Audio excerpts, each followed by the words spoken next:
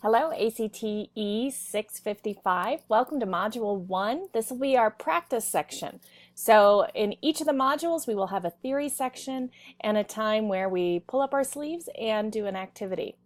The activity we're going to do for this module is going to be a community activity. So we're all going to start from the same jumping off point, and then you are going to pose your own questions and continue the investigation. I want you to frame it as something that would work in your classroom, and you're going to note from the description I'm going to give you today, I've got it set up so that it would work with a preschool classroom, or it would work with a middle school or even a high school classroom. So Module 1 practice is going to be the relationship between color and solar energy.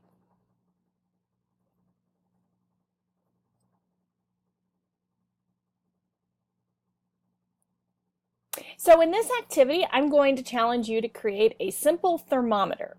And we're going to be doing that by creating two different water bottles. We're going to paint one white, another one black. We're going to put a balloon on top of each of them, and we're going to see the impact that solar absorption has on the different color bottles, and then I'll tell you what the temperature is.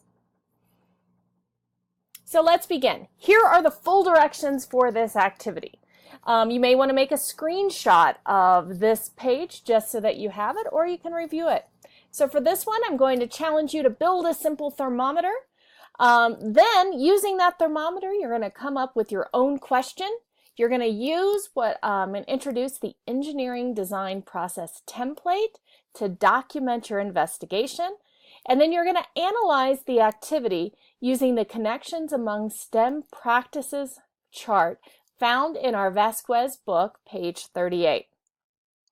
And then you're going to share the work that you've done by making a screencast, very similar to what I'm doing right now. So you're going to create a screencast to describe your STEM process.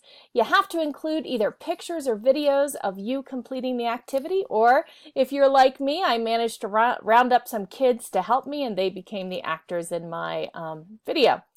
And then you need to include a copy of your completed engineering design process template. You can take a screenshot of that. And then you also need to include the table of the connections among STEM practices, where you're going to circle the activity analysis that you did. So let's begin. Here is the engineering design process template. It comes from The Works, which is a hands-on science museum in the Midwest. You can Google many different engineering design process templates. This is one that really resonates with me, and I've used it with great success. So that's the one we're going to use for this activity, but keep your eyes open for one that you prefer, and you can use that in the modules to come. Now, so for the first thing, all of us are going to build a thermometer, a simple thermometer. So if you look, I've actually recruited my sons. The two redheads are mine, and the little guy in the red shirt was just a neighbor kid that I rounded up and said, hey, let's go do some science. So for the first part of the activity, I just went to Walmart, bought some tempera paint, and my 5-year-old was able to create his own thermometers. And the big guys, these guys are going into 6th grade, and one of the little guys is going into 4th grade. So we've got many kids working. So here is the bigger guys explaining.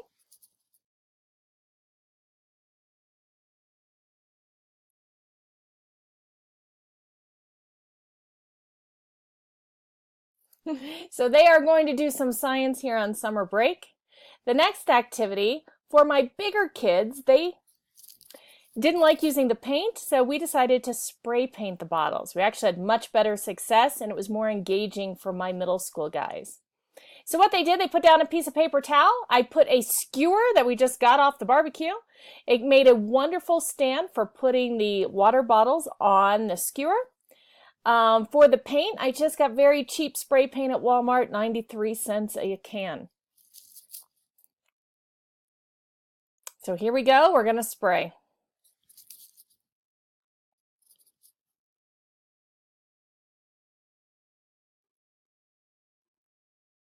Now I'm doing this activity with a library science program in about 2 weeks, and we're going to use spray paint instead of tempera paint.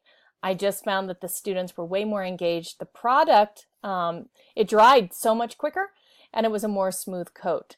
I also, if you notice, we're doing it at a park and we had absolutely no mess. So as long as you're careful, it's pretty easy to do. You know, if I were doing in the school setting, I would make the students wear goggles, but giving it to my own kid, I let him go ahead and do it.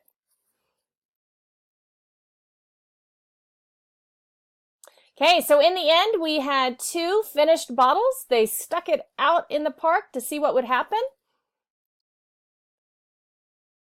We did it on a time lapse, so they're running around in the background having fun as we were watching our video. And in the end, we did find out that I'll give you a pause and let them tell you what happened.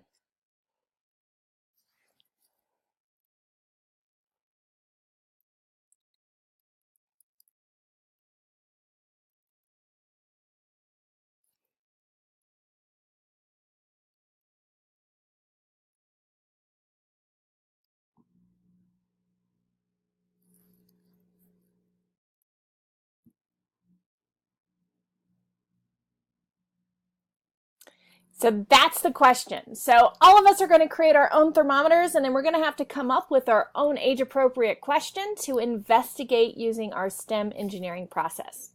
So here are our directions. Again, you're going to build that simple thermometer. You're going to come up with your own question, use the engineering design template to document your investigation, and then analyze it using the connections among STEM practices. So what question are we going to investigate? Well, here we go. They're going to tell us.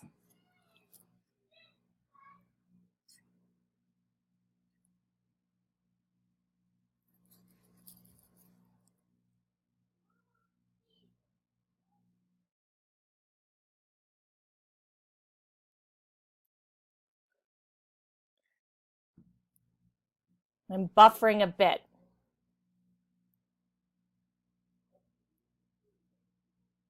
So allow me to kind of explain what we decided we were going to do. So we are going to use our thermometers and we're going to go around. We're actually in Vail Village in the Rocky Mountains. We're going to go around the village to find out where is the hottest place. So they have to come up with a scale to be able to do that. So they have decided that they were going to, some of their first ideas were to time how long it takes for the balloon to completely inflate, and that will give them an idea of where the hottest place is. And then they are going to design their own solar oven because they decided they wanted to make some s'mores. So that's what they're using their thermometers to do to find the best place to place their solar oven.